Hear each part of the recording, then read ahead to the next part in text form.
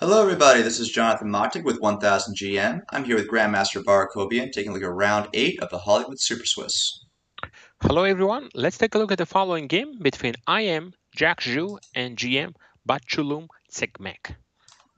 E4, E5, Knight F3, Knight C6, Bishop B5, putting pressure. And now basically we have the Berlin endgame. It's going to occur in this game. A lot of times white doesn't allow this endgame, thinking it's just not going to be much advantage, but in this game it was allowed. And here we are. So players are moving relatively fast, and right after bed we see a move that is not really considered the main move and very testing one, Knight B2. I'm sure there are some games played with this move, but the main move is Rook D1 or Knight C3. That's how normally white plays in this position. But here we see the move Knight B2, H6, B6, controlling C5. G4. The idea of G4 is to attack on the knight. Knight goes on E7. And now knight H2. So the question is here, if the pawn is already on A5, what is the pawn on A5 trying to do, Jonathan? Is it trying to break up the queenside pawns? Yeah, trying to play A4, put pressure, and also allow the rook to get active. Okay.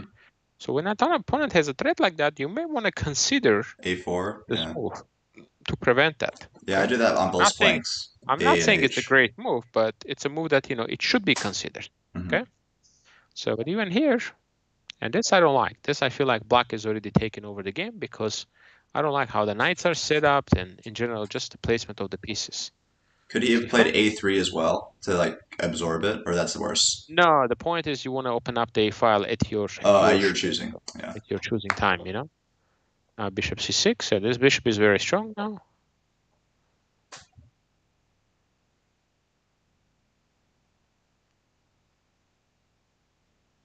H5, putting pressure now.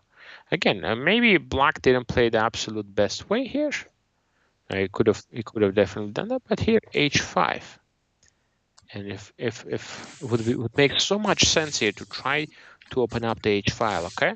If G5 play, you just put a knight on F5, okay? So yeah, definitely H5 would be nice here.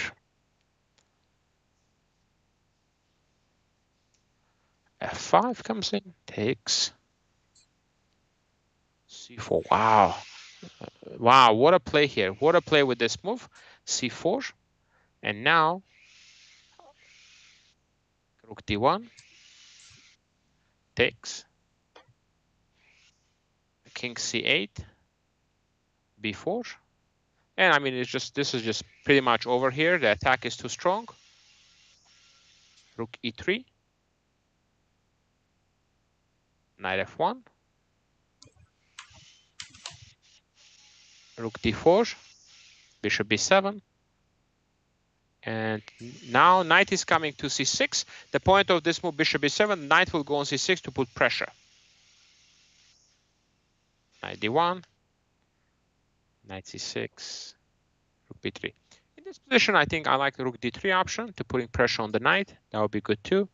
Like for example here, and then you have the knight landing in on D4. It would have been very nice. So the game went on for a long time, but at this moment it's pretty clear black is just completely dominating with the two bishops and an advantage. We'll just look at the final part of the game. So they reach a rook endgame with 2 extra pawns for black. So this is just a matter of technique, and he allowed a take. And because after this it leads to a, if King C4 was played, check, and yeah, slowly you push the pawns in. You always win with 2 connected passes, but he took. And now this is losing because of the check, Jonathan. Takes, take, and which move is the winning move here? He's just going to go king to C5, and then king D5, D5. sorry. Yeah, and then D5, just to cut out the king. Yeah. We're getting the opposition. And now one more important move, king C5, and we get the opposition, okay?